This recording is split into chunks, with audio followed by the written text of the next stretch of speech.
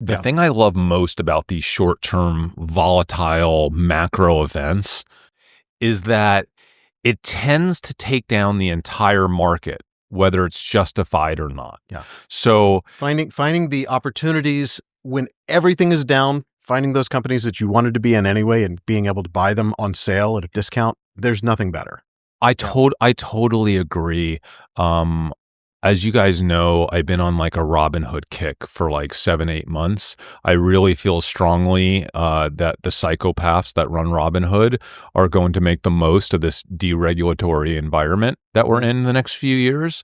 We haven't heard anything about deregulation. Our attention spans are so short. Yeah. We hear tariff, and that's all we can think about. Yeah. We now do have the deregulatory president. We have the Bitcoin president. We have all these other things that were the top of mind like 2 weeks ago, and now all we talk about is tariffs. So I was in Robinhood pretty heavy, but then I was like, I didn't think the stock was going to go from 20 to 70 to 65 in like a few months. That really pissed me off because I was like wanting to like slowly. No, I was in it pretty heavy, but like I wanted to be in it even heavier. And now it's down to like 30, 31, 30, 30, whatever.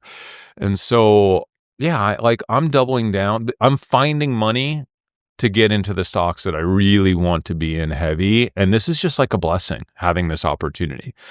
There are companies like Amazon that have been down 9 weeks in a row. So, like one of my biggest themes the next decade is automation and robotics and efficiencies that will be brought to enterprise on a vast global scale. I cannot think of a company that's set up to benefit from that trend, even if they're not actually making the robots, which they are too, but to benefit from that trend more than Amazon. So yeah, I think there are huge opportunities right now, and you just have to like not get nervous with the short-term noise. Because like, let's be honest, none of us are in the market for the short term, right? Like, no, come on. We should, that would be insane. Mm-hmm. Like we're in this for our lifetime, right? And Dave, what's your approach right now with investing? I'm basically trying to not touch my portfolio as things are going down, other than to hedge a little bit, and then looking for those opportunities and doubling down on the stocks that I think are the ones that have the biggest opportunity. And it's the same stocks. We talk every day, so it's like hard to separate our two philosophies. But Robinhood, ever since they announced the gold card and they have productized now a bank where they're not a bank, but they get to have banking services. I just feel like they're so aggressive with trying to take wallet share that's a stock that I want to be in. And so I'm just looking for opportunities like that. Yeah. Tesla, I'm not letting the politics of Tesla cloud my judgment on Tesla as a robotics company. I don't care about their automotive division at all. They're a robot company. Speaking of Tesla, though, what are your thoughts on Elon Musk turning that a bit political, that now it seems like almost it's a statement if you drive a Cybertruck? It's terrible for Tesla, but could it get worse? It has to be at its worst right now, right? Like, could he possibly get more political than he is right now? Cybertruck's on fire. It's already got. What was crazy? I went to LA recently, and I was there for a day, and I heard twice someone said, "Excuse the car." They were driving a Tesla. "Excuse the car. I got this before everything." One of them even said, "I looked into seeing if I could give the car back or do like a swap, a lease sort of thing, and have someone take over my payments. But there's like a penalty if you do that." I was thinking it's a great car. I mean, but like but that's a very LA. Yeah. It's not just LA. My friend in Florida has a Cybertruck. It got vandalized a week and a half ago.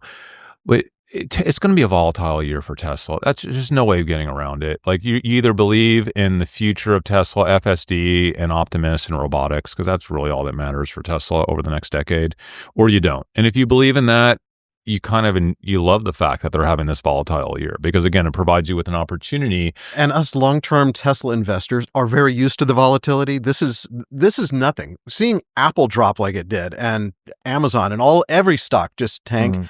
That's shocking to long-term investors of the kind of blue chips of the tech world. But getting not really getting back Tesla. Through the noise, guys, again, like the entire generation of young people are investors.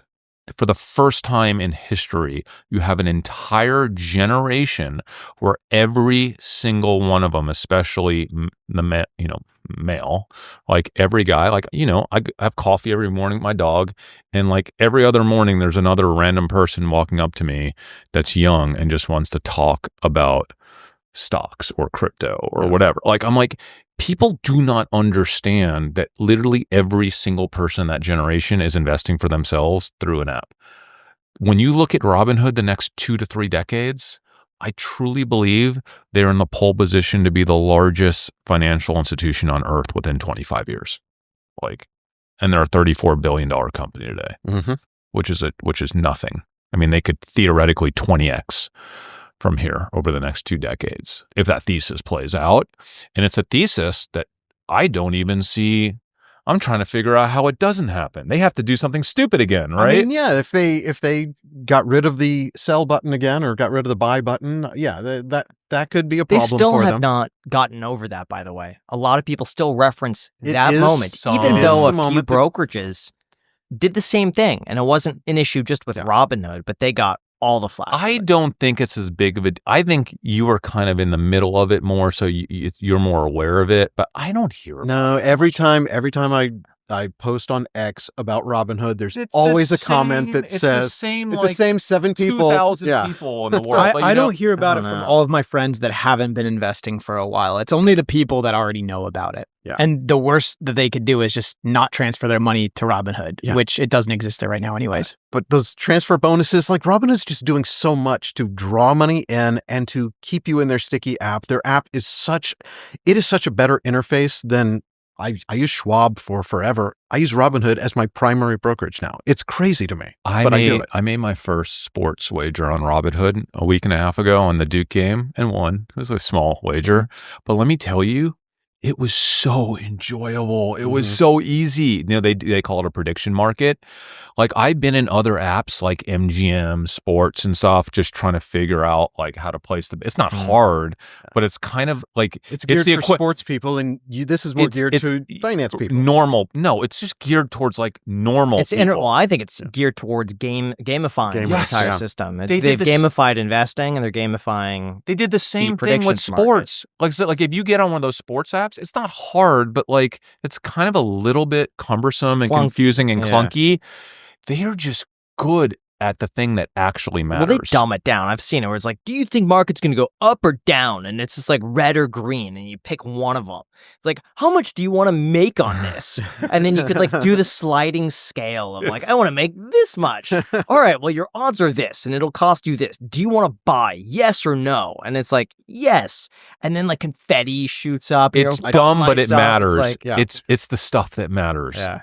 Like On our live show, Chris will sometimes buy stocks in real time, and he is the worst at like understanding what he's doing with the app I make mistakes for whatever brokerage you were using at the time.